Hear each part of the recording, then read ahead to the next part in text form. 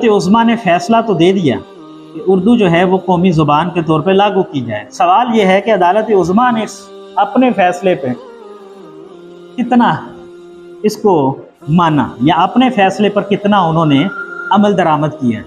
بتائیے 2015 میں یہ حکم صادر ہوا تو 2015 سے لے کے اب تک کتنے فیصلے عدالت عظمیٰ نے دیے، اور ان فیصلوں میں سے کتنے فیصلے ہیں جو انہوں نے اردو میں تحریر کی۔ تو ایک توہین عدالت عظمیٰ کے اوپر بھی لگتی ہے کہ وہ اپنے ہی دیے ہوئے فیصلوں پر عمل درآمد نہیں کر رہے۔ اور یہ کوئی معمولی فیصلہ نہیں تھا۔ 8 ستمبر 2015 کا فیصلہ عدالت عظمیٰ کے اس وقت کے قاضی قضا یعنی چیف جسٹس جواد ایس خواجہ نے دیا تھا۔ اس فیصلے کے اوپر عدالت عظمیٰ خود عمل درآمد نہیں کر رہی۔ اب بتائیے ہم کس کے پاس توہین عدالت کا مقدمہ لے کے جائیں؟ رکھیے گا، توہین عدالت کا مطلب ہوتا ہے عدالت کا حکم نہ ماننا۔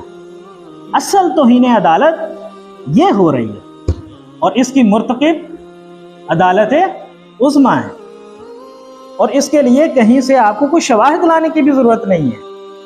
یعنی یہ جس کو آپ انگریزی میں کہتے ہیں اوپن اینڈ شٹ کیس ہے، کہ اس کے بعد 2015 میں یہ فیصلہ آیا کہ اردو کو فوراً سرکاری زبان کے طور پہ لاگو کریں۔ ٹھیک ہے، کرتے ہیں۔ آپ بتائیے، آپ کے ادارے نے جس نے فیصلہ صادر کیا ہے اس نے اس کے بعد اردو کو بطور قومی زبان اپنے ہی ادارے کے اندر لاگو کیا۔